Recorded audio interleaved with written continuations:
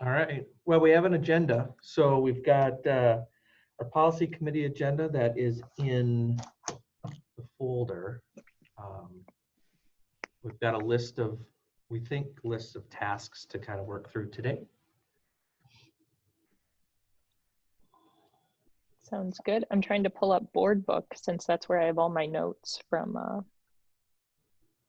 our school board meeting on the policies.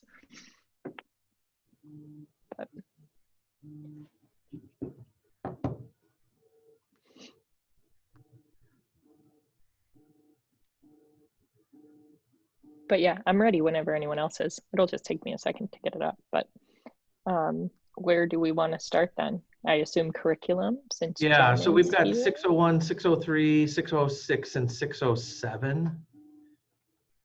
Which, I mean, we can pull any one of those. We may start with 601, just so everybody can get in there and look at that one. Okay. And that one's going to be the one that Jen has looked at the most and added some discussion items in.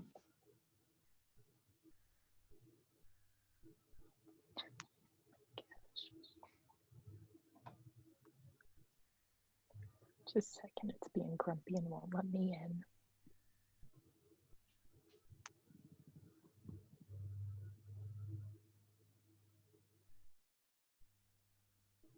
There we go. All right. I don't know why Hastings Apps hates me. Cool. Do you want to walk through it, Jen, or would you like to do? You're on mute, though. Sure, I can do that. So I just started, reading through, and one of the pieces under the definitions that I've been working diligently to help any curriculum review committee understand the difference between curriculum and resources. And so to provide some grounding for that, the policy already had curriculum as a definition, and adding resources again helps to differentiate between the plan and the stuff we use to implement the plan. So that's why I added that. And then Bob, a question that I have for you under F, world's best workforce. Everywhere I've seen it, it's always been capitalized. Is that something clerically that needs to? Yeah, they should be capitalized. Okay. I eliminated experiential learning because we don't have, we have that as part of our college and career readiness, which I think can be addressed in a different policy as far as what are our current college and career readiness indicators. And I imagine that as we move forward and do some strategic planning, that portrait of a graduate will evolve our current college and career readiness indicators.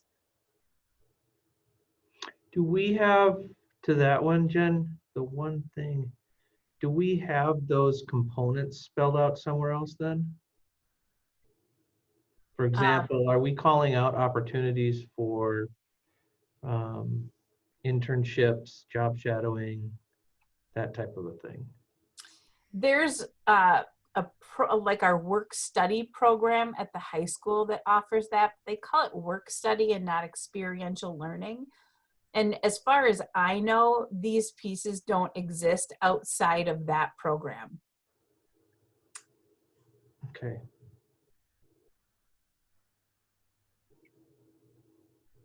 All right.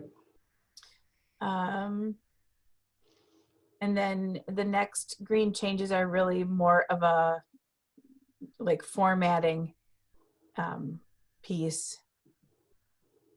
There wasn't a lot that needed to be changed in this particular policy as far as I recall. I know I looked at it early and haven't been back to it.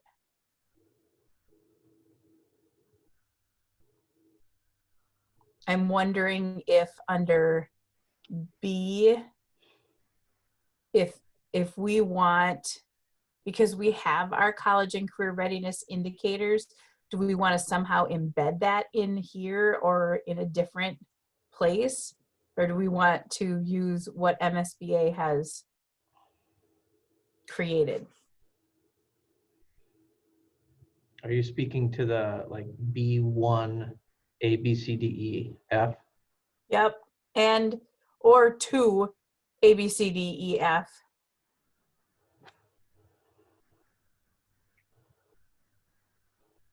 So here would be my thought on those two things. Until we establish an official portrait of a graduate, I don't know that I would recommend we change these at this point. But we do have that. I mean, we just don't have the revised one. And so are you looking to wait until we have a revised one? Because we have a published, here are what Hastings considers our college and career readiness indicators. Right, but these are not listed as college and career indicators. They're listed as lifelong learning skills. Yep, which is how we approached it. Yeah, and I would say I would argue they're two different things, maybe Okay. overlapping. Okay.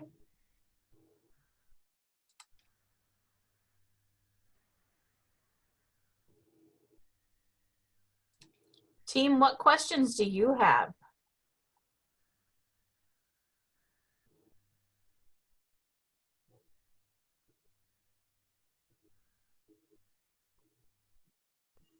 Sorry, I lost my mouse for a second there.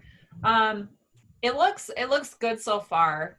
I like the clarifications and oh, it's moving on me.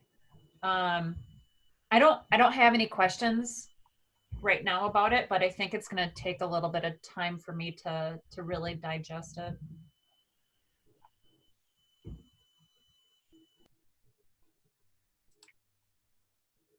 All right. Yeah, I'm not seeing any questions. I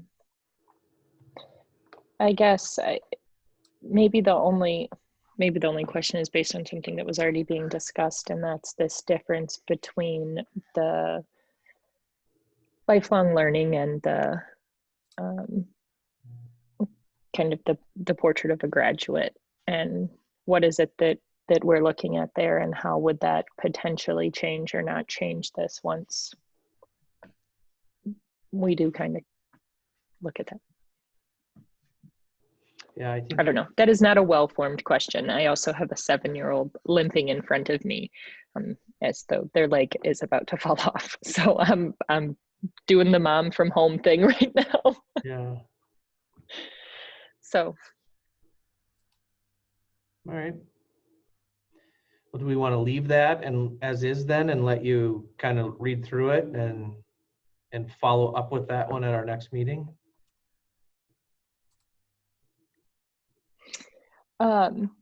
Yeah, I mean, I'm fine with that, I guess. Can you just go into a little more about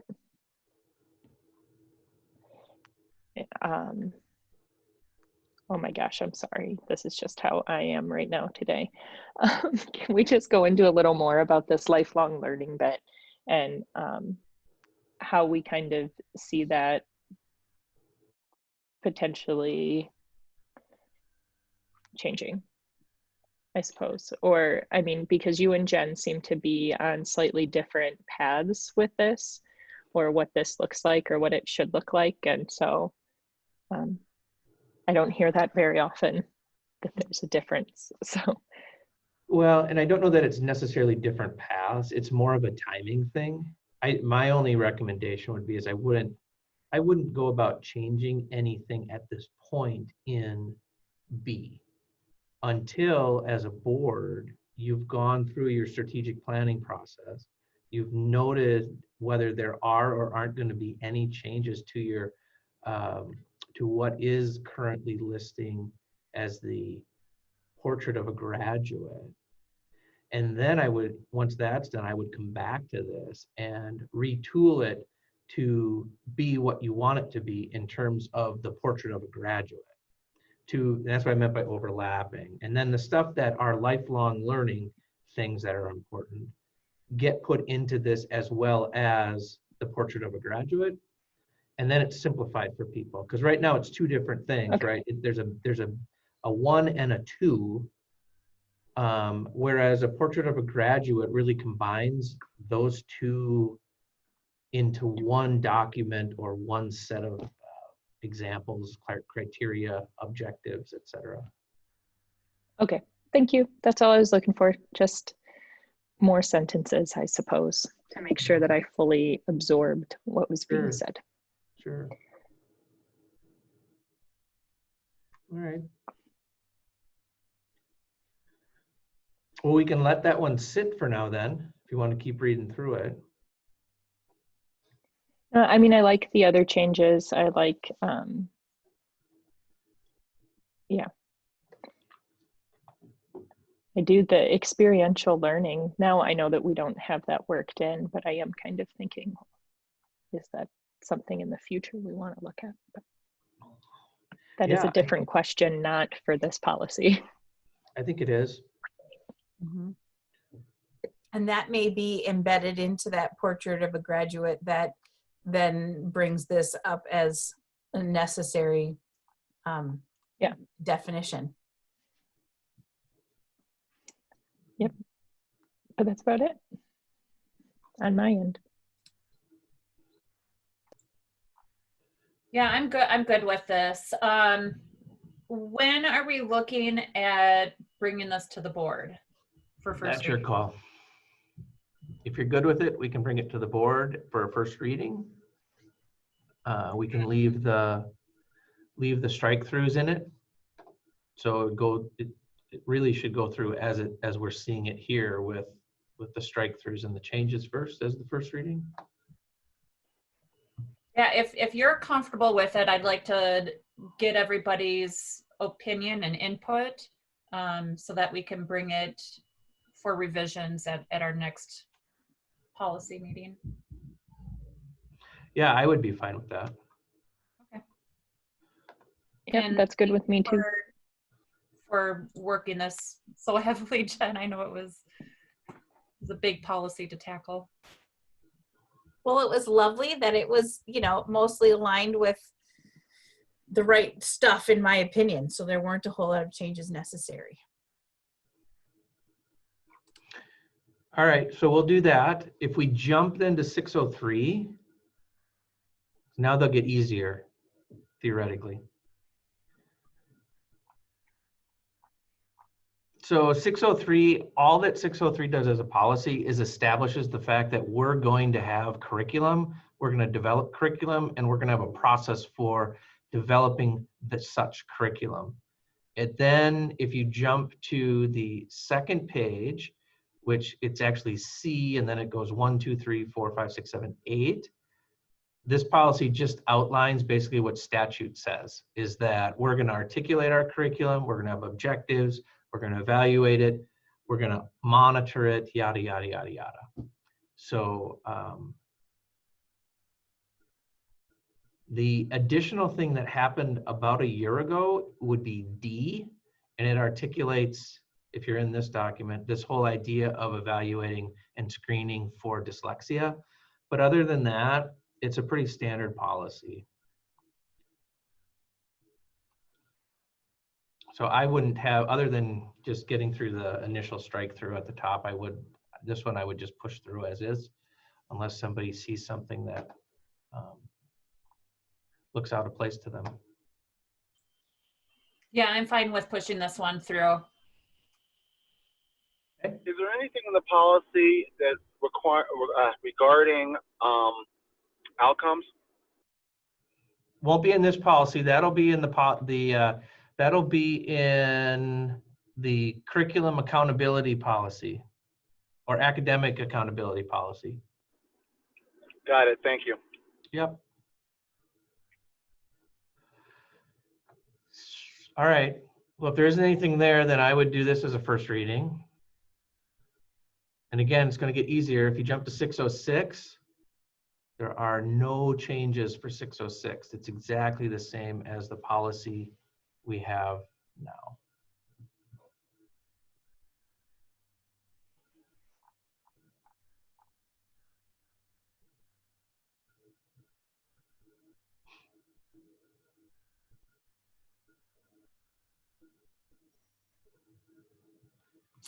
I don't know if it's the same as it is now, but it's the same as the MSBA because our now policy, I think, is last updated in '06.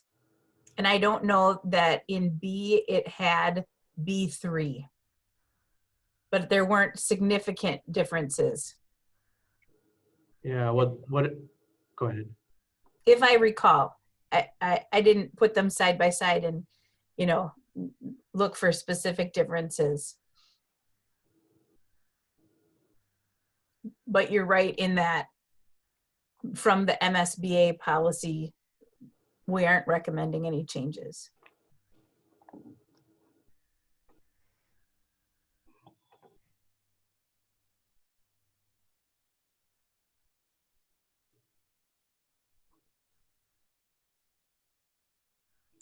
Yeah, that looks good. Sorry, I was I'm adding notes in here as we're going along. I don't have any questions about this one. Me neither. I was just thinking with that addition of B3 though, how this would be, you know, one of those ones that we would cite in that overall equity policy, right? Sure. As we list like all of the different things that we have, but. Absolutely. Yeah, that's a good point. All right, we'll move this one on then. And then 607, there were quite a bit of changes to that one that Jen made just because we needed to update and reflect our grade level configurations.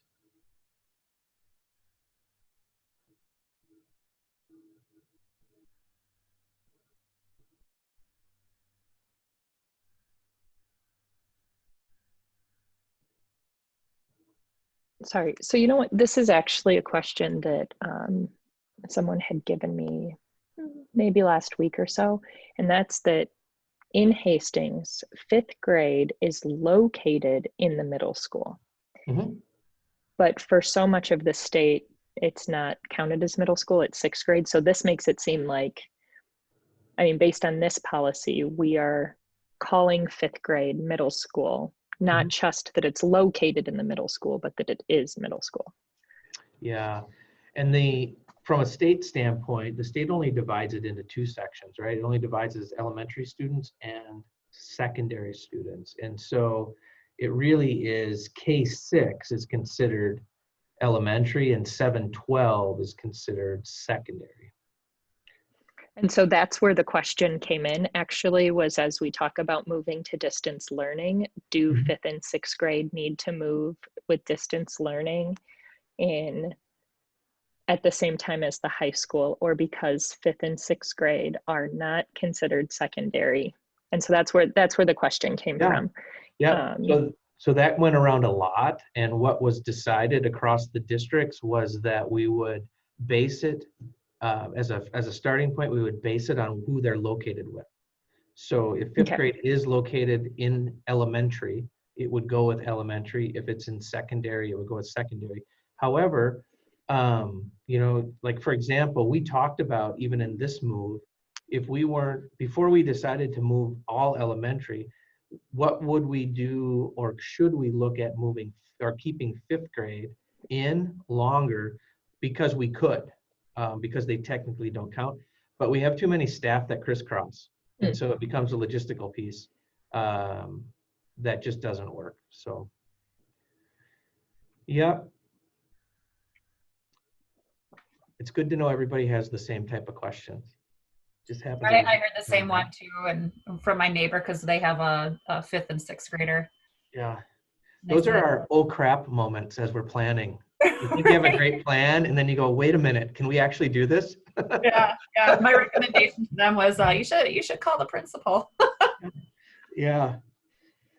So anyway, this just seemed like a good time to ask that question since we're talking about how it's broken down. But yeah, no, it's great. I mean, this policy is pretty straightforward. So. Yep. The only thing that, like, the thing to remember in this one is this is where it defines how old you got to be in kindergarten. Just as a side note for folks, and what the date is. So like when people are trying to enroll early for kindergarten, this is the policy that establishes that. But then it's also in, this information is also in the enrollment policy or grade advancement policy. So.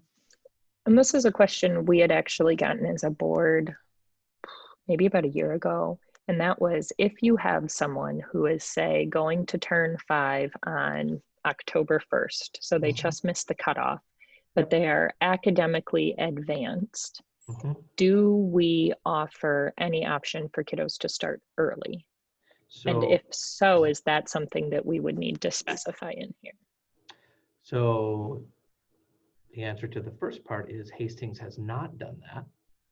The answer to the second part is yes, you as a board would have to have a discussion and change how you would like that to happen, because we would need a policy in place that we would then articulate what the process is for early entrance to kindergarten. Yeah, we had a couple of those this fall, and when I was asking around, because I couldn't find the policy on it, it sounds like we have maybe 1 or 2 every year, or even every other year. There really just isn't that many that request to do it, so it just hasn't been something that Hastings has done. I also feel that defining those parameters will be very difficult because each kid is individual, and at least with this, it's pretty clear cut, and it's, you know, for those onesie twosies, you know, there's, we have to wait until the following year. And we can talk about a different policy too, if that's something that the board brings up when we, you know, talk about the first reading of this or whatnot, that we can see if that's a direction the board wants to go in. It's not a conversation we've really had as far as whether the board feels strongly one way or the other about it. So. Well, and I think it's going to be a conversation that's going to be coming more prominent over the next few years, especially with new administration, and depending on which direction they go with the Department of Education and the pre-K readiness. I'm curious to see how that looks over the next few years. Right, right. But that one's ready to go if you don't have changes as well. So the 600s will be ready. That's awesome. Feels so good to get these done.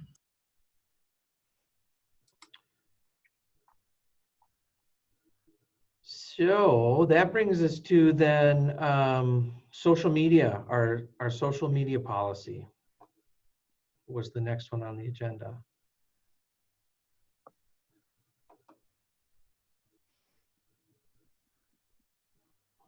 So if you remember, this is the one I believe we took from ISD 196, and then we're going to put our numbering system on it and put it through as a first reading because we didn't have many changes, except for at the very end, I've highlighted, and I think we changed it already in our policies, but just, we've got to retool on the last page what policies we're going to reference, because it references their policies.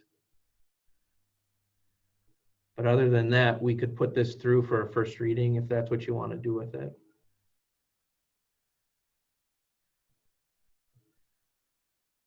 Just trying to find my notes here. I thought we picked a policy number for this one already. Do you recall what that is?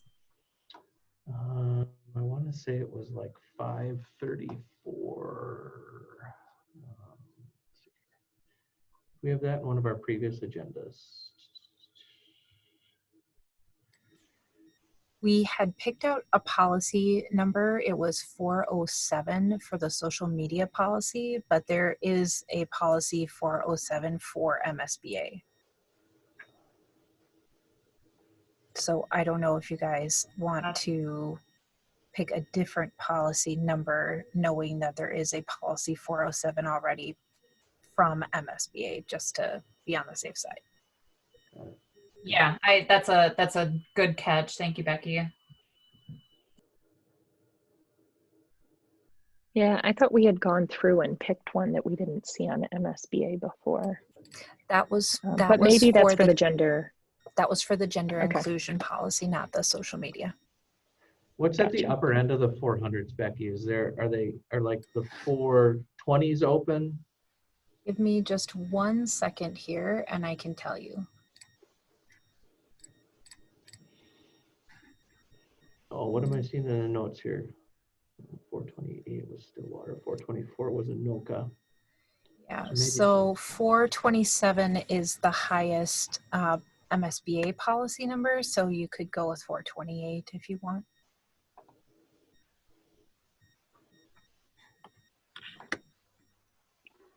You might want to move a little further away from that number just in case the MSBA adds numbers down the line of it. Yeah.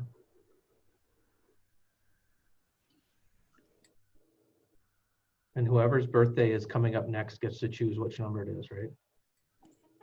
Yeah, I'd say that we propose that.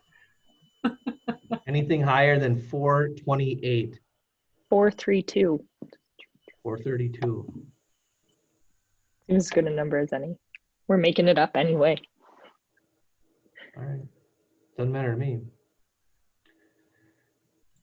432 it is. Going once, going twice. All right, we're going to put that on for a first reading then.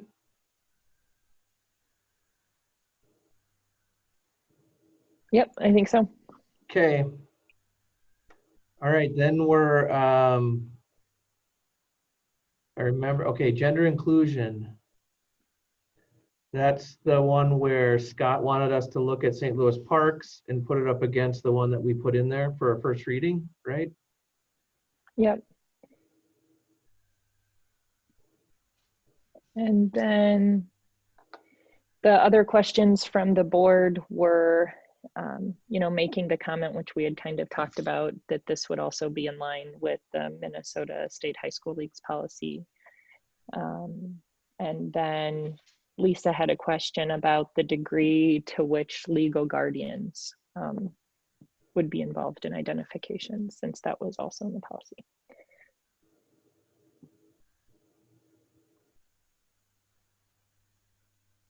So, and I'm thinking the thing that happens with legal guardians really ends up having to do with how we can and when we can change things in our student information system. Because a minor cannot change the information in the student information system on their own. And so unless they're emancipated or else they gotta be 18. So what you'd have to have parent guardian as it pertains to officially recognizing a gender change.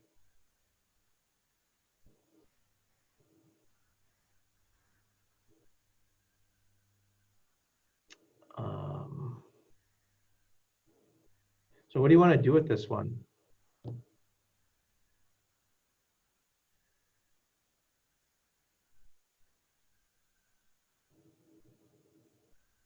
So for some reason, our draft isn't hyperlinked in there. But That's what I'm looking for too. I wanted to do a side by Yeah, side. side by side? I don't see Yep. it either. I can get it for you guys. Give me a second. Thank you.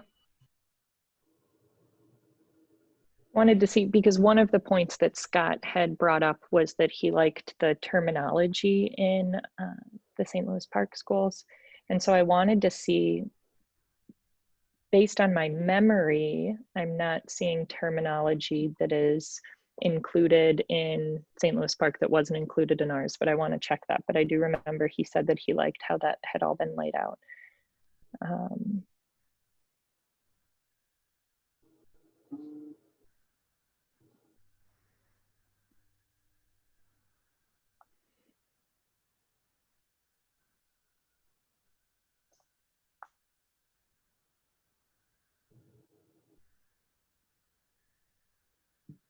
My board book won't let me load it either, so. Well, the purpose statement seems to be mostly the same. Ours is a little more specific because we have a second sentence that talks to addressing inequities.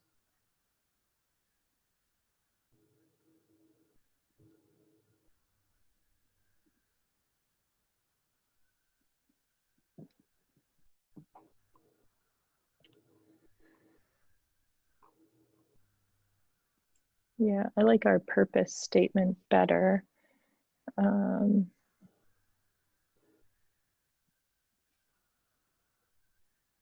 It has a general statement of policy, it too, rather than jumping right to terminology or definition. That's the biggest thing. The only one, so actually it seems like ours has more definitions. The only one that it's missing is gender non-binary. So in our definitions, we talk about what gender binary means, but we don't have a definition for people who identify as gender non-binary. Which in That's their one that, terminology, they don't define gender binary. correct. So I think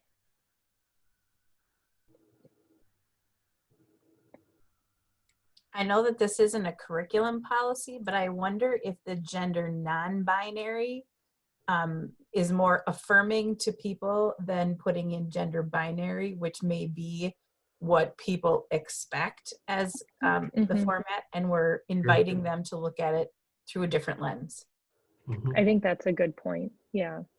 I just think gender non-binary seems to be coming up more and more, and so making sure that that's defined and understood. I think Jen's point is a good one. So maybe we move that in there, the gender non-binary. Do you want the definition to come as is too?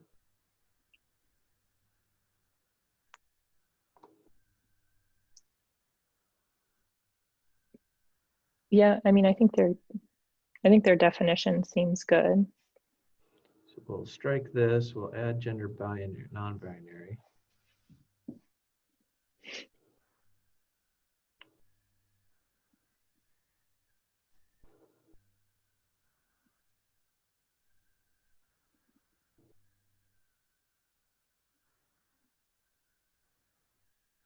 The biggest difference between our policy and their policy, again, is they have this general statement. But we then have our number 3 is kind of covers the same kind of stuff. Yeah, so we don't have, as far as their part 2, we don't have parts F and G. Parts Right. A through E are included in ours because part A is the same as their A and B. And then they have a reporting procedures listed. Mm-hmm.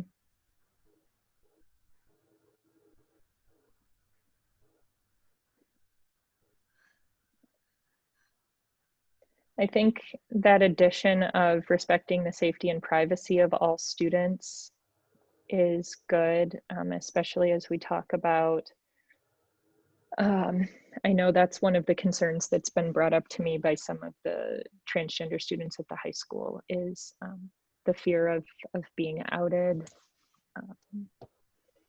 And so I think adding in that about respecting privacy.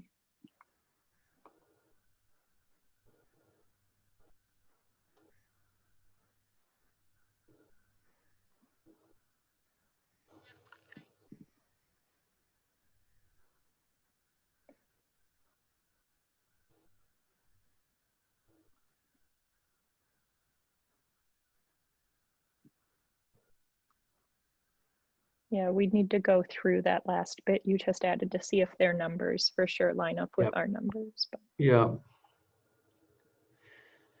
So we can do that. That's not a problem. Are we feeling like we want the reporting procedures in there?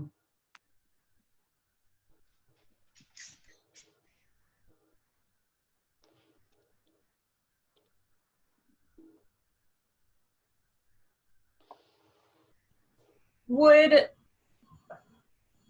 I'm just thinking here with like equal opportunity discrimination. Are the reporting procedures are they the same? Yeah, they're going to be the ones covered in the. Yeah. So I mean, maybe referencing the reporting procedures in accordance with equal opportunity policy, X, Y, and Z.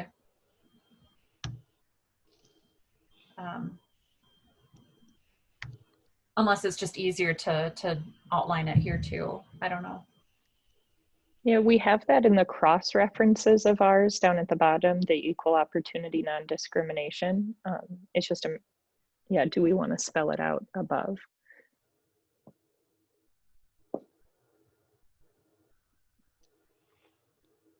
Yeah, you know, the interesting thing to me is that you would put reporting procedures in a inclusionary policy.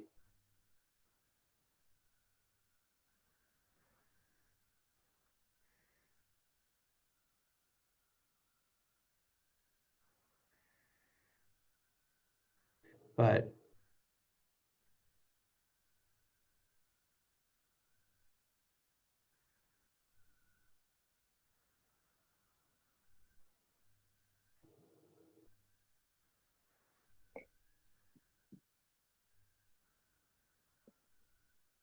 Yeah, I mean, we don't usually include like a reporting oh, procedure. I know why. So if you add, so in St. Louis Parks, under the general statement of policy, if you add F and G, so to F and G, what F and G are speaking to are the policies that are enforced as part of this. So if you add F and G, you probably do need to add reporting procedures, because what you're reporting is violations of any of those harassment, violence, employee relationships covered in F and G. So that's why it's No. Yeah. That's why it's there. So if we're going to add that, then we should add reporting procedures. So as a holding spot, I'm going to copy and Yeah. paste. Do we feel like we want to add those F and G parts?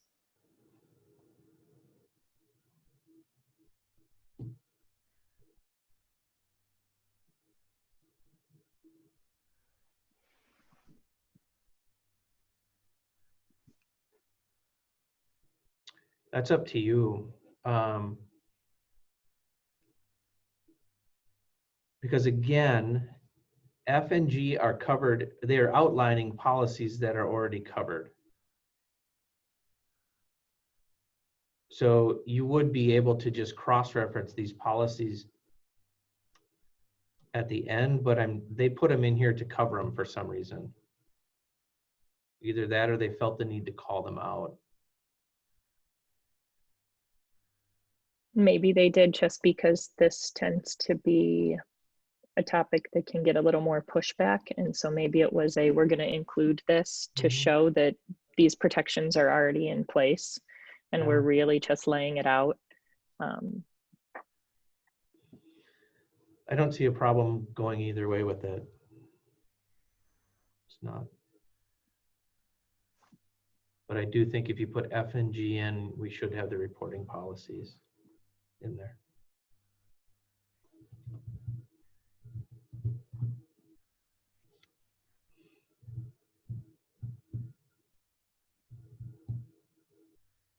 What do you think, Brian?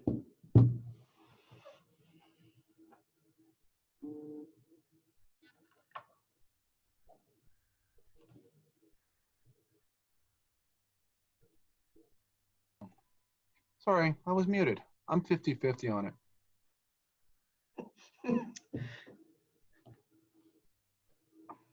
I'm just glad to not be in my car anymore. Yeah, is traffic bad? I don't know. The high school just tenses me up when it comes to pickup time there. Oh, They drive through the parking lot at 35 miles an hour, easy. Just nerve-wracking. right. All right, so we just need some direction. I guess I lean towards including it. I'm gonna say I don't see any harm in putting it in. I like it, and I think it's a good, kind of covers all bases there. Brian, you know, do you have the policy pulled up? Yeah, I've got it right here. Yeah. I can't look at you guys and at the same way. Let me move it to the other screen. Google Doc, there it is. I'm just gonna pull it over so I can look at it and talk to you at the same time. I hate doing this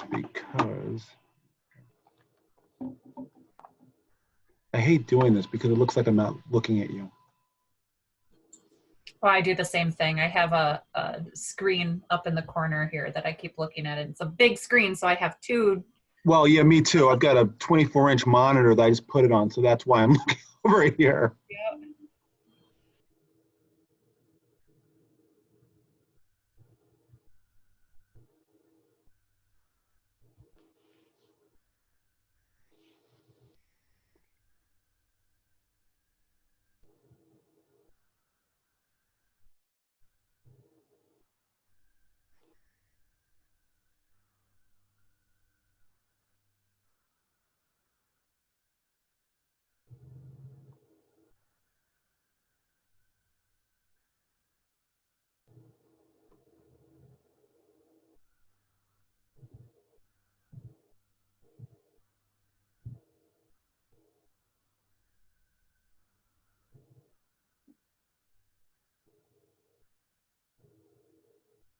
Yeah, it doesn't hurt.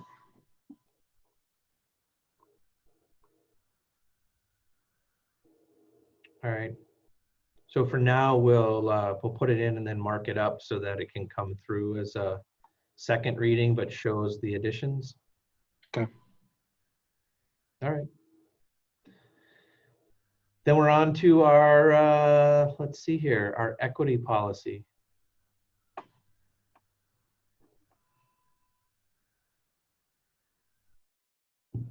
There it is.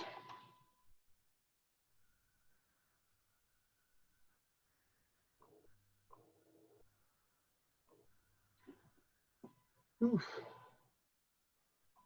It's a big one, Yes, I was just thinking that. but I'm excited to see it in writing. Yeah, me too.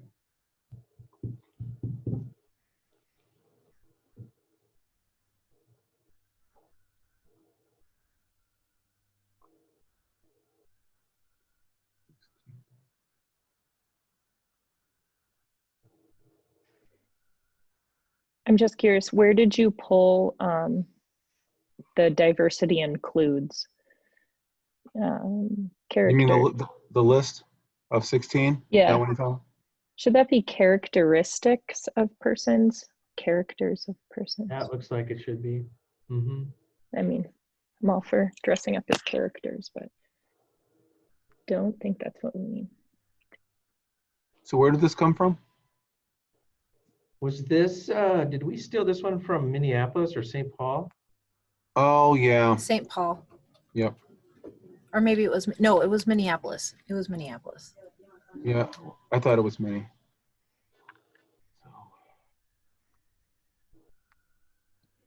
So we got to make sure that B, we take out Minneapolis Public Schools.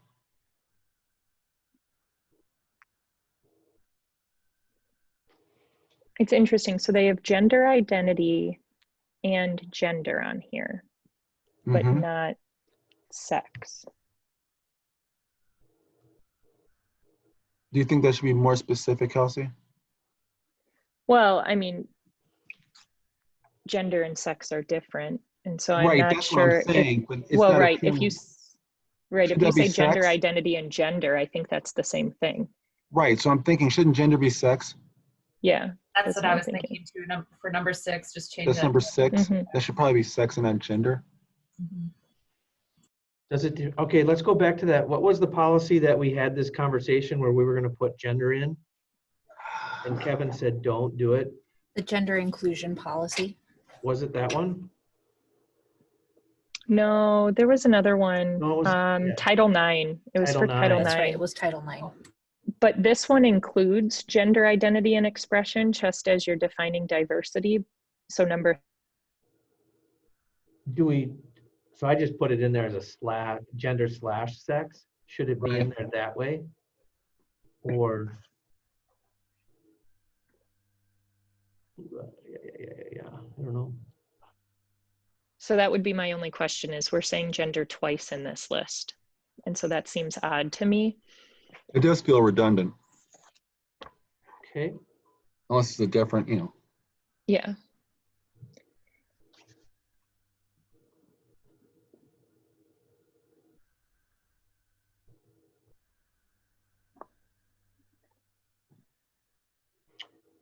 if we're gonna put that in there, should it be biological sex?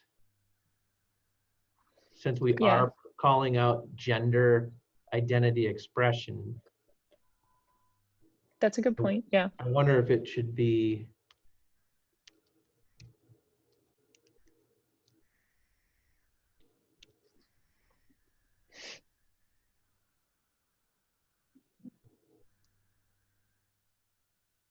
Mhm.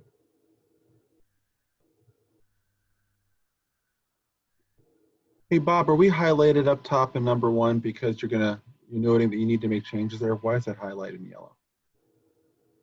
I highlighted it, excuse me, because we know that we don't want it to say Minneapolis. Okay, And I got it. didn't know why there were 3 capital letters Got it. in the first sentence. Got it. Thank you, Jen. Yeah, I think this is actually our first read through of this one Mm-hmm. as a committee. Given the most recent equity action planning team meeting, do we want to add ethnicity?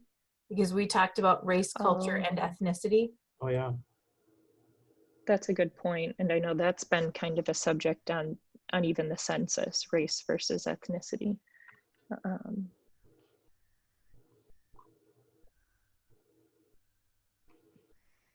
It's fun having Jen in these meetings too. Right? I kind of like being here. It's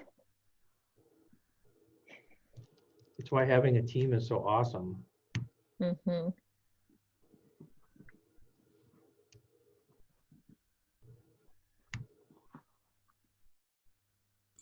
For number 14, or correction, 15, do we want it to read veteran or military/veteran status? Because there is Oh, sure. That's true. There is a difference. yeah. Yes.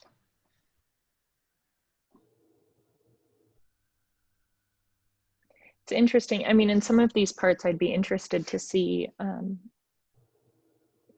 well, specifically, where was I at? I scrolled up quickly. Talking about the district, this is in G of number 3. Diversification of its vendor and supplier core.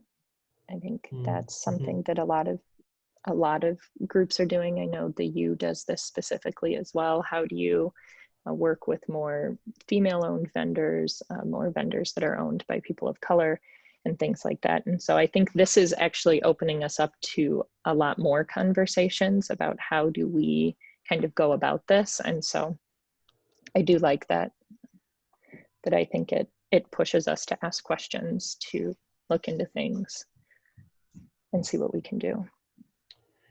So, okay, then do we have that for the same thing for stat? Yep, okay, let's see.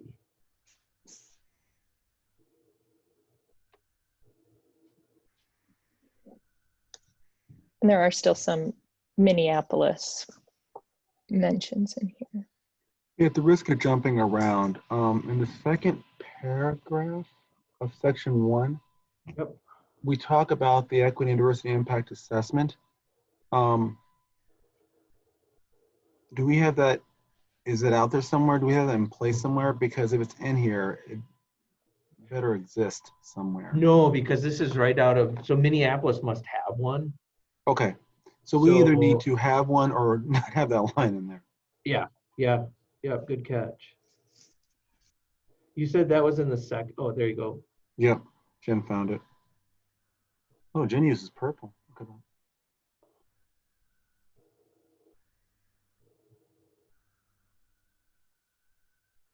Yeah, they've got apparently a whole review process they go through.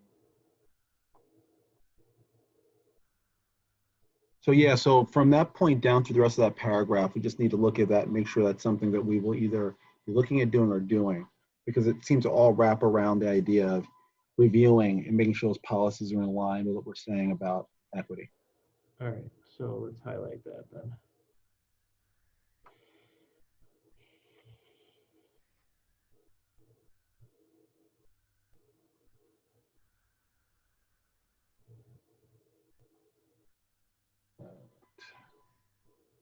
What was the other thing I saw?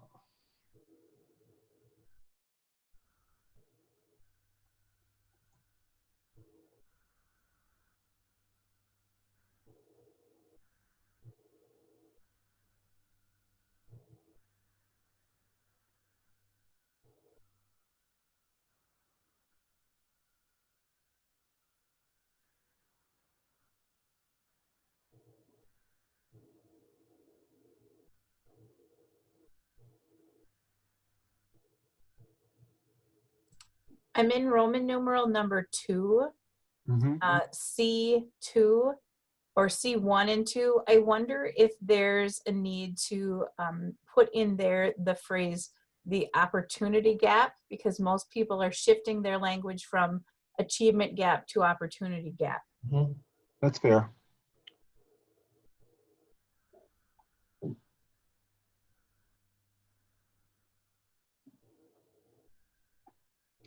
Also, we've already got it highlighted, so I'm assuming by highlighting the first section that we can revisit it. There's Yeah. something that's eating at me at that mini paragraph that Jen's got highlighted in yellow.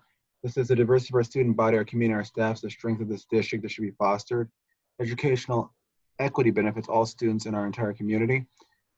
While I agree with the statement, the diversity of our student body, our community, our staff is sitting funky with me because we are growing into the diversity of our student body, our community. Yeah. They can state that because it's very robustly diverse. We are not. And it feels like we're being almost presumptive there. I'd like to change that language to be more like, here's where we're going, here's where we're headed, here's what we are hoping to be, as opposed to we're there. Because it feels like we're saying we're there, and I don't feel that we are. That we're not in a place where it's necessarily considered or are you talking that we don't have a lot of racial diversity yet? I'm saying we don't have a lot of racial diversity yet. But we do have other forms of diversity mixed into our district. That is very true. I mean,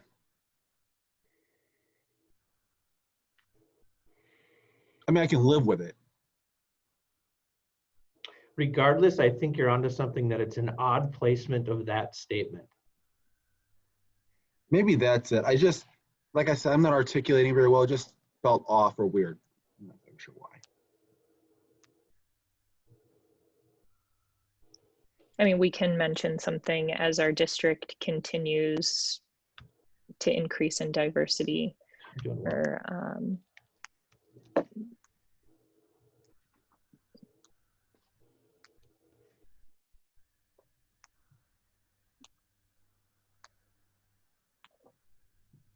Yeah, we can work something up there.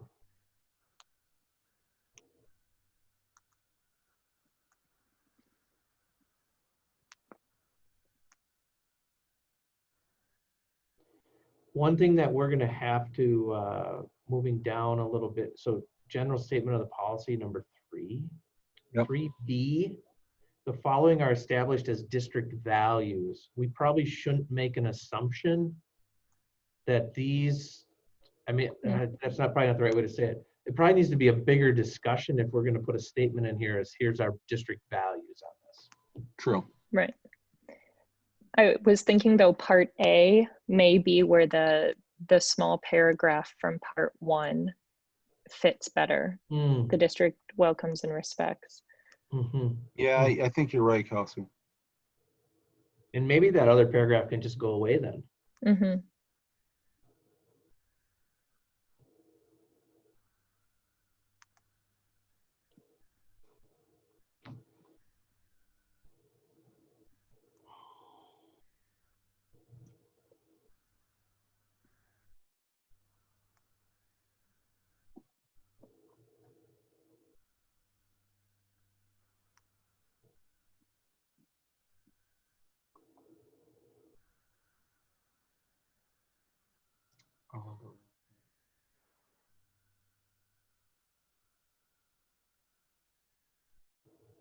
So this might be the worst idea ever, but That's not a good lead-in, Bob. well, I was just thinking, we've got our new equity team, right?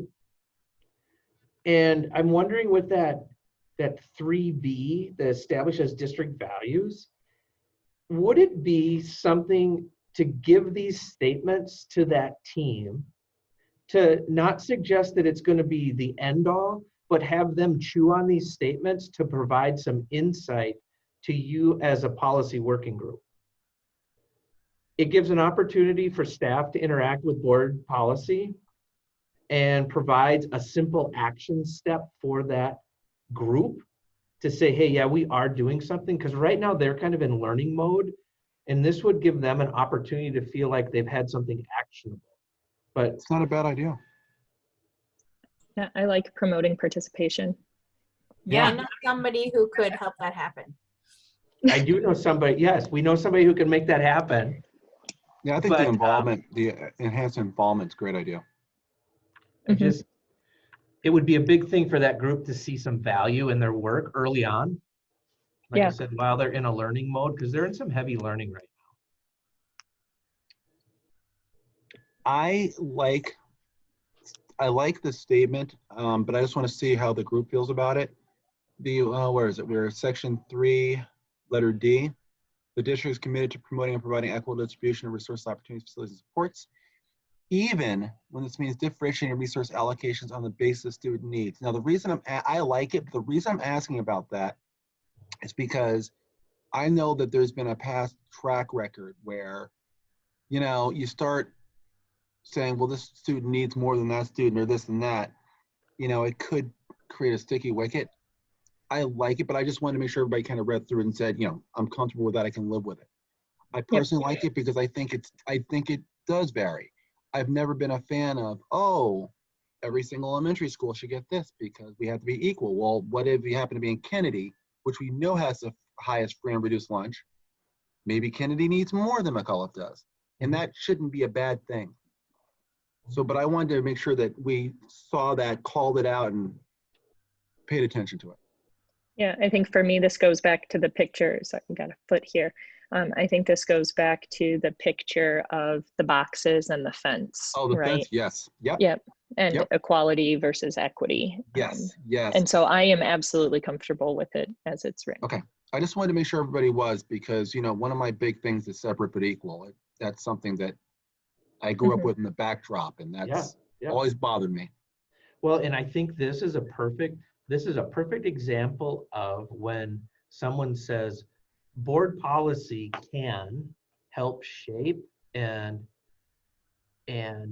minimize an institutional racism and institutional discrepancy, right? So this is the perfect example of where a board policy gives administration the backing to say, no, we're not going to do it this way. We have a policy that says if that group needs it, they're going to get it. Fair. Good. So I like it. I do too.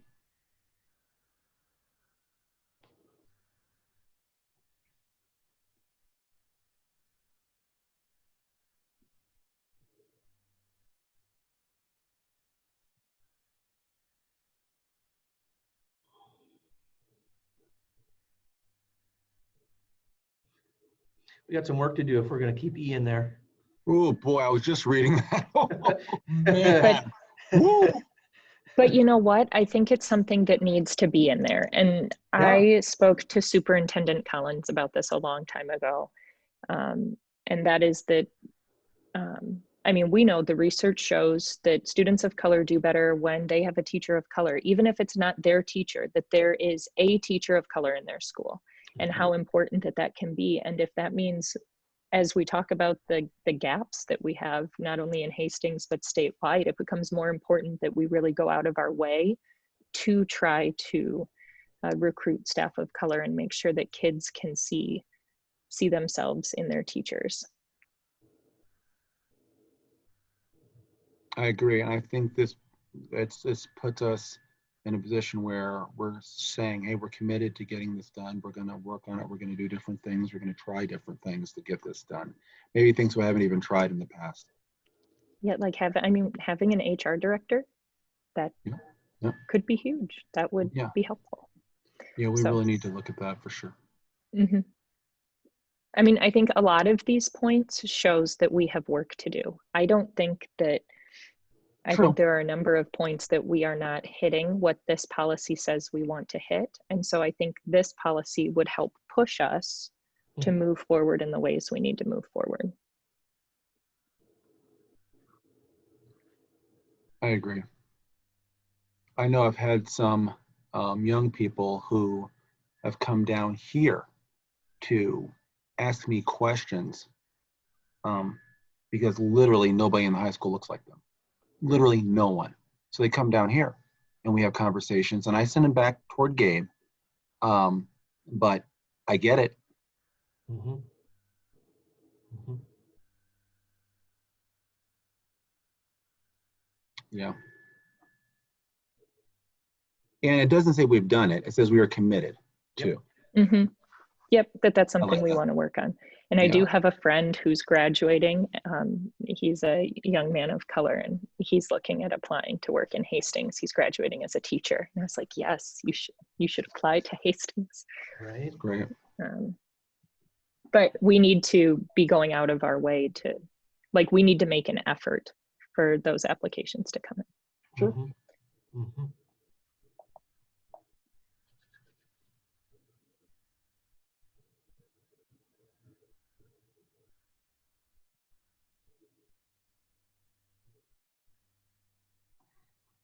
F is interesting to me because, correct me if I'm wrong, Bob, there's only so much because of contracts that we can compel administrators and staff to do, correct? Like we can't say you have to go to these cultural competency trainings. You have to, there's only so much we can do, correct? Well, we can mandate it. I didn't know if we could or couldn't, or make it Yep. part of in-services or however that would look. Sure. Yeah. And We I have would to- add, just for your understanding, that as far as updating teacher licensure, within the last couple of years, they've added a cultural competency piece. And in our district, Gabe has been really the person who is our go-to to say, all right, we're planning this. How does this best align with those competencies? And we're being really judicious about which things check that box, because we don't want it to be a, all right, do this 45-minute one thing and then you call it good, but making it really robust.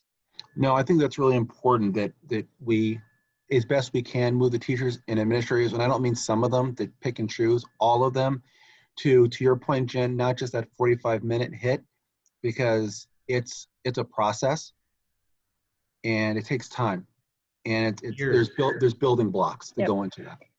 Yeah, and we've talked about it before, but the people who most need kind of this training and this development work are the ones who are least likely to voluntarily sign up for it. This is very true. Right. Exactly. Mhm. That's exactly right. Our, as a related note, our action planning team has begun to grapple with how do we want to manage the rollout of professional development. And I think right now, recognizing that we have a continuum of readiness, we're really approaching it more invitational, knowing that as more and more people participate, then we grow our system readiness that will allow us then to, potentially next fall begin with, this is something for Yeah. all people that we're expecting you to attend. So invitational now, expectations later. Similar cool. to how Avid started with this small group and then it really snowballed into, Mhm. Right. almost all of the teachers. Because I can tell you that right now, as an example, we started off, and Kelsey would be pretty familiar with this, when we start off with the kind of dismantling of racism components from the Y, some of which were brought to the community. They start off with kind of this invitation type of thing. Well, now we're on to phase 2, and now there's these blocks of phase 3, and these are mandated for the Y employees. Like, we have to finish this out. We have to. Right. We can't just not do it. So it went from kind of that to, hey, now it's on. Now you're expected to. Here's this next block. Pick a date because everybody's going, type of thing. Yep. Hey, is there a trampoline over there? Or is that a couch? Apparently, it's a couch. Love it. fascinating, this whole having children home all the time. You know what the funny thing about it is, though, Kelsey, honestly? It's something everybody's accustomed to now. I went through one of my trainings, and one of my colleagues had their dog, Rosie, on her lap for like off and on for the whole, off and on during the day. And nobody even thought twice about the fact that Rosie was sitting on her lap. So, okay, whatever. No, in one of my classes, the professor frequently turns her Zoom to show her cute dog. Like, Yeah, look see? at this. It's so much fun. There you go. There you go. It's perfectly normal nowadays. Yeah, no, we're used to it. I mean, there was the one time Kit threw a tantrum and like flopped in front of the camera screaming. I was like, that one maybe not so much. Oh my goodness, that is kind of funny. Yeah, for everyone but me. Well, yeah. Parents never think it's as cute as everybody else does.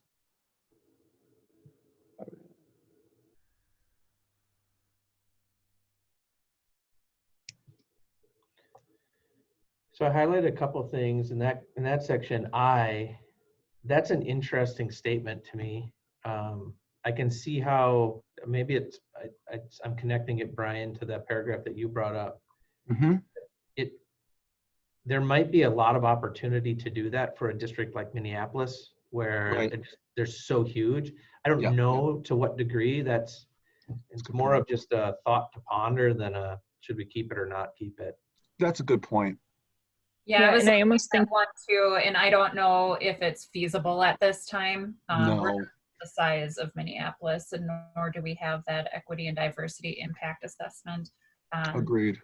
I think it should.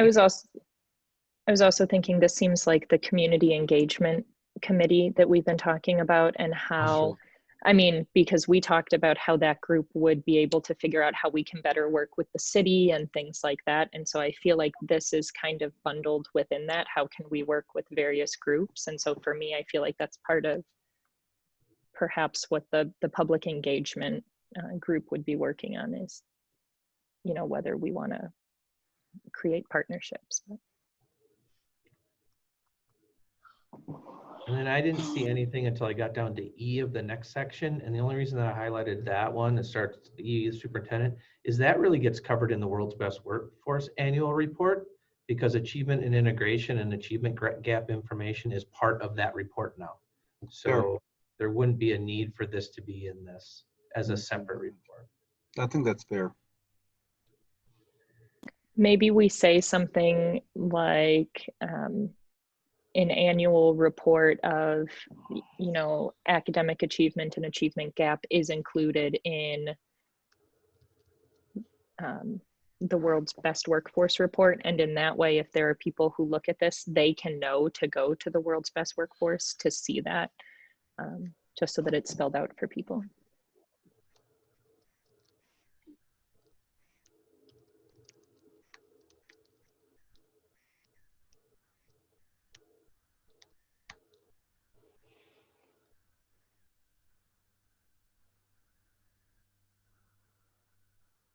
And that's about it.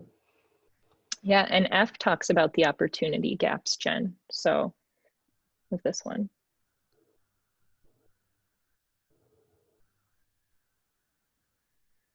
Actually, the next couple I'll do. So do you want us to clean this one up a little bit too, and then bring this one forward? I think so. Yeah. I might suggest in that final I, Yeah. given the PD that Gabe is going to do for us over the next month, if we can say identify assets and barriers to achievement, because he's really pushing us to have an asset-based lens as we look at our kiddos. And I recognize the intention of this is to look at what are we systemically doing that causes barriers and address those, but also allows us to look at what assets do our kids bring that we need to capitalize on. I think that's a good point. Okay. Cool.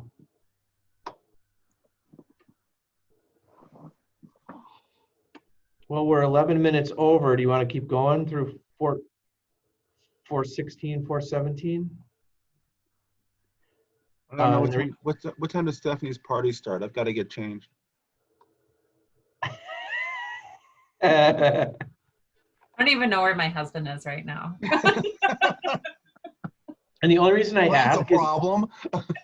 because the last section here, while it's a ton of policies, the only reason all these policies are in here is because we went through and changed all of them to reference the Director of Human Resources as the contact person. So the policy isn't changed, it's just a noted change. So 416 and 417 are the last two that we have.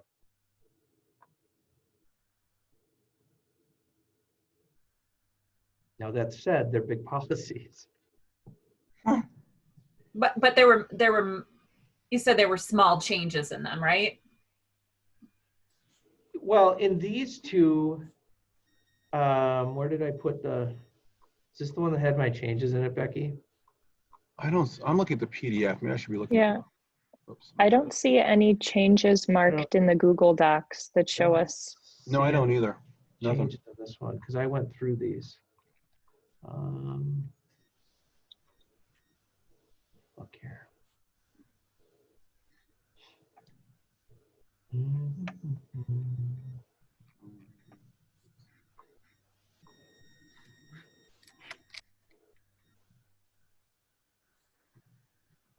Yeah, I don't see changes on either one of them.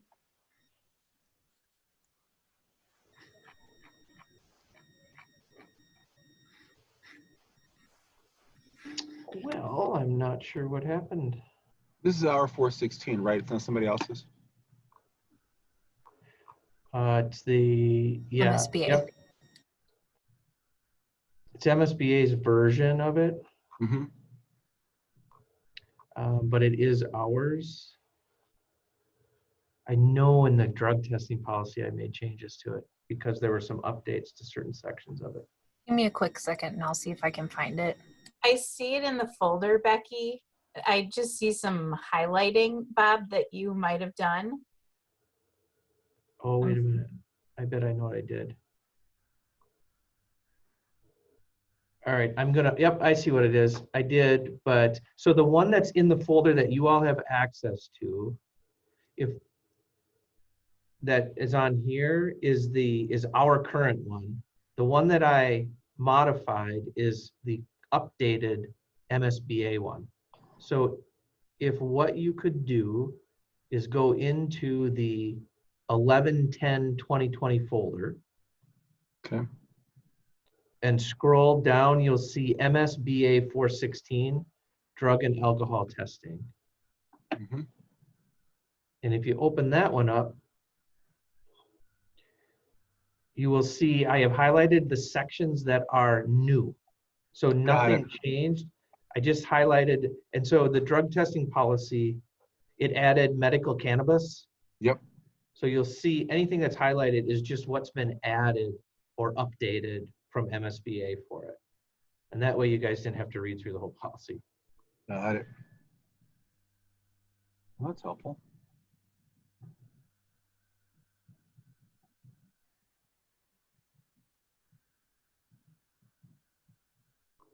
I think it was all additions. I'm scrolling to the bottom here.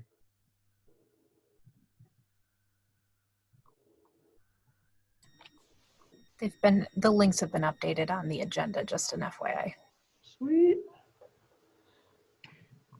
Just a note, don't forget before we get this finalized with Kay, we have to actually put a name and address and a phone number for the testing lab. Yeah, that was the one that I don't have an answer to that one. I gotta figure that out. Yeah. But as you can see, there's, I went through our current policy, so the one you originally pulled up and this one, and went through them line by line, and the medical cannabis was the thing that was added there. Yep, that seems to be all that's changed except for Yeah. that name and address bit.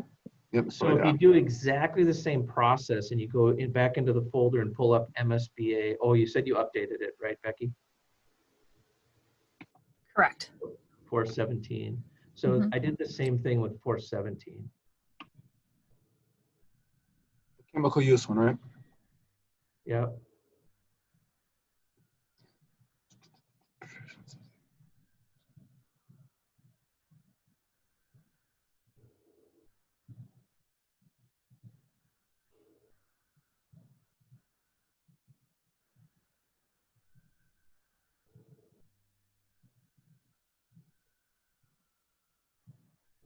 So we do indeed have this chemical abuse pre-assessment team in place.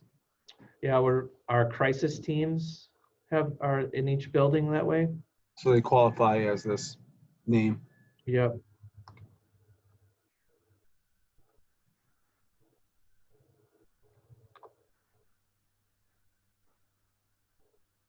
Do we want to say that that's considered our crisis team or our crisis response team? Otherwise, all I see is that notes have been taken out. I'm not seeing other additions. I just want to make sure that's right. Yep, that would be right in this Okay. one. 417 went through the same deal again. I can check again if our buildings call. Do you know, Jen? Are they calling them pre-assessment? Do you know at all? Otherwise, I'll ask them. Remind me what you're referencing. So pre-assessment teams so typically what happens is if we have a student, so I know we have the group. Yeah. If we have a student that is let's say we have an issue with chemical dependency or it comes up, what ends up happening is the principals, the counselors, chemical assessment person all come together, could be a school resource officer, to decide what should we do next, what's the best solution. That's the pre-assessment team. Yeah. I just think can't we remember. look at that more broadly as an SST, a student assistance team, and chemical health and behavior and academics all commingle typically in those conversations. And then they may have a separate, as I understand it, a separate, we need to talk about this one student with chemical health related issues. To that, thinking about your question, Brian, I don't know that we need to change it because as I'm looking through 2C, it's not a capital chemical abuse pre-assessment team in terms of a title. It's just identifying that there needs to be this team that does the pre-assessment. Fair. Absolutely fair. Good That point. is fair. Yep.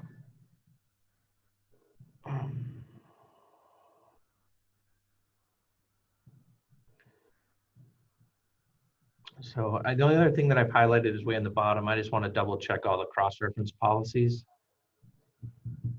But I'm okay with this policy being redone.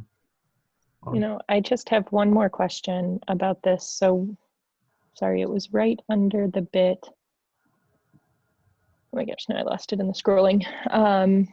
We talked about the pre-assessment team, but in the bullet point right under that, it also mentioned a community group that would help. Community advisory team, 2D. Yeah. Yeah, it's indeed. Yes, thank you. Do we have something with community members to be a part of it? Because I do feel like sometimes community members may be more aware of chemical abuse issues in the district than others may be. Do we have a community advisory team? So not to my knowledge, do we have an official school and community advisory team?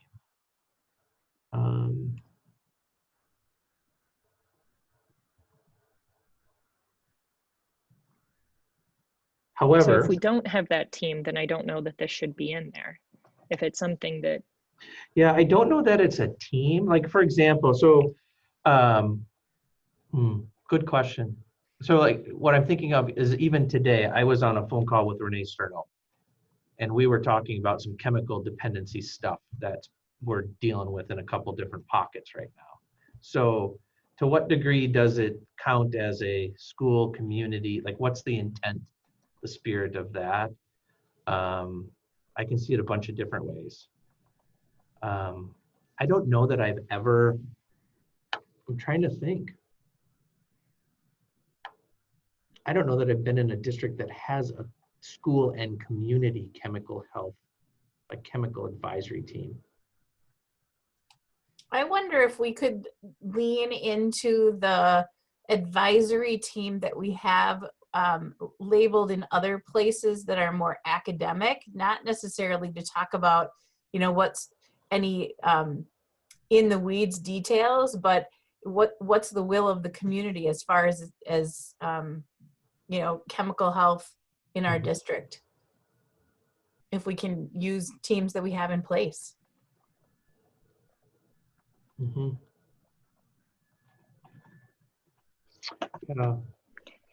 That's an interesting one to me. I didn't, that's a good catch. I didn't catch that. I think I was too focused on ensuring the pre-assessment team stuff. I'm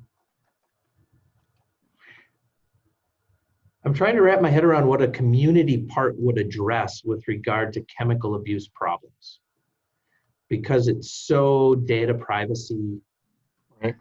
driven. So it would have to be from a really global standpoint. And so then it would, to me, it would have to be more of a prevention type thing. And if that's the case, it really wouldn't be the community. It would be more of, so here's where I could see it happening. Again, with the community engagement piece is community partnerships. So, you know, like I know, and it may be broader than like Hastings community, because I know there are groups that we can bring in that do preventative work, workshops for parents, workshops for kids, things like that. I wonder too if this could be like an ad hoc. So a couple years back when we saw a rise in vaping at the high school, if that would have been a time to initiate, hey, we need to gather some parents because this is beyond a handful of kids who are having some chemical abuse issues. And we see, how do we help inform our parents? How do we invite that partnership? And they might give us the ideas of, well, let's do, you know, get a speaker in to talk to parents, but it isn't a consistent advisory team, but a in the moment, in the need sort of group. I wonder if that's, because that verbiage is interesting, the superintendent with the advice of the school board. I wonder if that's what that's speaking to.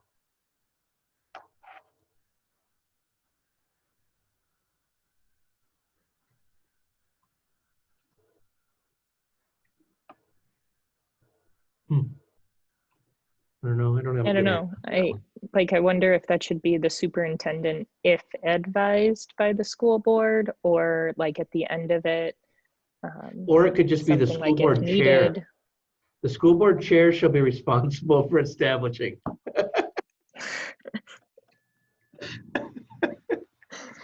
Could add a when appropriate in there, or Yeah, when necessary. yeah, that's what I was thinking, that just at the end, you know, comma, when necessary. Holy cow. Sorry, it's just like ice or hail or I don't know what's coming down out there. That's exciting. Oh, that's great. I went out at like 1 o'clock, 12:50, and my car was covered in ice. It's hail. It's hail. What? Mm-hmm.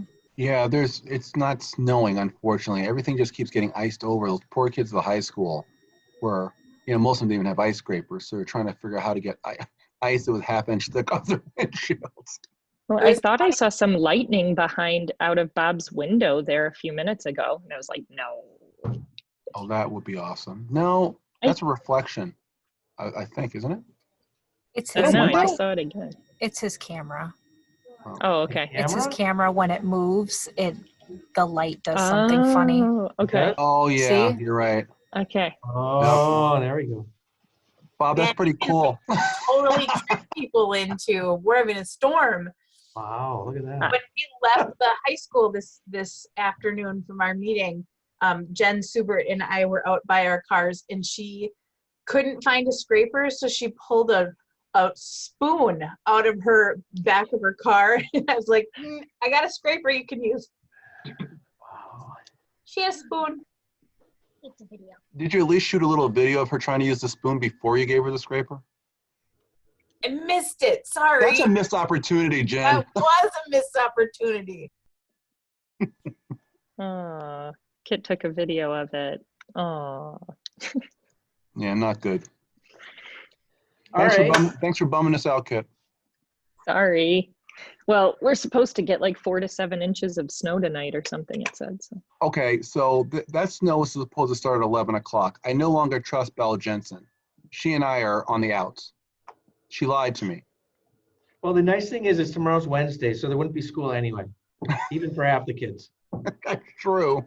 Also That a is federal true. holiday, so I don't have to drive all the way to Bloomington. I can stay at home. Excellent. Perfect. I just had someone ask me the other day, they were like, so since we've gotten used to distance learning, does this mean my kids will never get another snow day? Pretty much. Pretty much. I think so. Yeah, I just I started think coming down Abby on this side of town was in now. the 3rd grade when she realized people got winter break. Hmm. And it was because we were on a Skype call with my nephew. And he was like, what are you going to do over your winter break? And Abby's like, what break? Oh, it was ruined. Okay, that So, sounds okay. bad. You're right. You're right, Kelsey. It sounds really bad. It just I know. got here. Yep. Ugh. So, all right, were we good with 417 then? Yeah, I I think so. Now that we added that as necessary. All right, we may have set a new record. 1, 2, 3, 4, 5, 6, 7, 8, 9. And if we count the 10, 11, 12, 13, 14, 15, 16, 17, 18 policies. Well, you guys don't know this, but Kelsey sent us a text and said nobody leaves until this is done.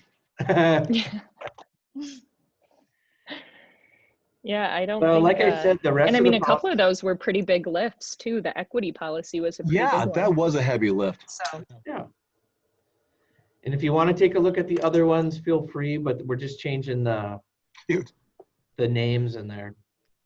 Or removing Yeah. names and inserting Director of Human Resources. and so those ones we should be able to just move to approve at this meeting. We shouldn't need to do a second reading since it is just a Correct. quick change. Quick change. Okay, so that one we could just push through. That's good. But the rest of them will push through as first readings except for gender. Gender will go through as a second reading. Everything else will go through as a first reading, even Except the for equity, right? except for equity. Yeah. Gender, No, yeah, except for gender. because equity we haven't taken yet to the board. Right, that's what I mean. So it's not going on as a first reading, Equity? equity. Yeah, I thought it was. Are we putting it? Okay, Yeah, because we're I gonna thought it was. first read. Yeah, yeah. I thought you wanted to give some of the pieces to the, That's the what I team. thought. Oh, That- that's Oh, that's right. I right. forgot about That's that. right. Thank See, you. that's Yeah. why we keep. See, that's why we keep Becky around. See that? Bam. Oh, Just- Jen heard it too. I'm just glad that I wasn't the only person. I thought it was going crazy there for a minute, guys. All right, so equity holds, everything else goes first, except for gender. And gender after the second reading can be moved on to an action item, right? Correct. This is gonna be huge if we can get gender and equity done. Oh yeah. Oh yeah. It's gonna be That's big. big. That's big. So, speaking of the equity one, what's the timeline on providing some feedback about the district values? What do you, talk to me about what you think you can, how you can weave that, when you can weave that in with that group. Well, our next meeting is the 18th. And then we will likely come together December 2nd.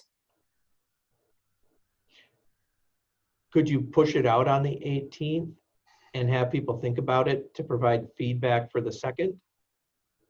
Yeah, I was thinking that we would actually take time to discuss, give it a chunk of time to discuss, then have the percolation and then come back on the 2nd and, you know, make some final recommendations to send on to the board. If that works. When's our next policy meeting? Probably next week. Steph's got its meeting like daily. So we have a meeting on the 24th, and Mhm. then we have a meeting on, I think I it's have the 1st and the 15th. The 1st and the 15th. Okay. Mhm. We have We could change that first weekend of December meeting if you guys wanted to. Was there a reason we only have a week between the 24th and the 1st? Yeah, and they'll let you know the time. Yeah, just in case. something It was, last minute. we changed another meeting. That's why. Which created the, okay, gotcha. Because would it help if we moved the 1st to like the following week or something? Would that help in terms of the timing of everything? Would we move that out? Well, if we could have a meeting after the 2nd, because Right. then if that group's coming back on the 2nd, then if we could have a policy meeting, then we could probably get it to a first reading on December 9th. So would we have that meeting on the 8th then? It's what day of the week is that? Yeah, On the so we'd 8th. want to have it between the 2nd and the 9th if we wanted to bring it forward for a first reading in December. Okay. So the stay on based on the Tuesday roll, the logical date would be the 8th. As long as you're okay with us adding it to the agenda. Yeah, it'd be a last minute add to the agenda. So What could about we do Thursday the something on 3rd? the 3rd? Oh, that's a good point. 3rd. Thursday the 3rd? Mm-hmm. Let's see. It would have to be, if we're looking at the 3rd, I have class at 6. So it'd have to be before then. Otherwise, I'm available the 4th. I suppose it could be the 4th. It could be. I can make either work. I need to pick up Kit from, oh, no, we'll be in distance learning. So nope, I can make the 3rd work. There's that. Yeah, Yep. 3rd or 4th, either or. And we want to stick with the 6 o'clock meeting as well on that day. Well, we couldn't on the 3rd. I mean, How early 4 can we- o'clock, 5 o'clock on the 3rd. We meet at, is 4:30 okay if we do it for an hour? Just keep that one quick. Yeah. Yeah, Yep. we could do that. 4:30? Yep. Yeah, sure. We're talking the 3rd, right? Yeah, Yes. Yeah. The 3rd. yeah, because if we could, that'd be good to get that on as a first reading before the end of the year. Absolutely. Yeah. So are we still gonna have a policy meeting on what are we tracking here? The 1st? Or are we gonna do Thursday the 3rd and then the 15th? Yeah, I thought we were moving it. Move the 1st Okay. to the 3rd. All right, thank you. Let's do that.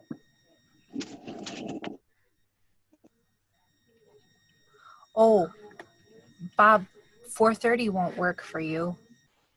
Yeah, it'll be fine. Are you sure? Yeah, I'm looking at it. Okay. All right, I've got well, other people that'll cover the last half of that commissioner's call. Plus I get an email at the end after it anyway. okay. And at this point, they're not giving us any good information, so I'm not overly worried about it. All right, well, I sent out the updated calendar invite to everybody, so.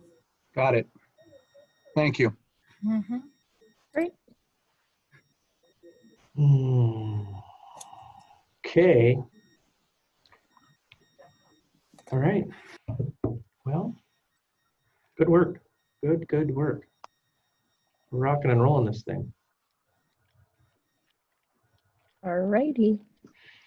Okay, well, don't slip and slide all over the place. Yeah, I'm a little worried Yeah. about that now. I am too.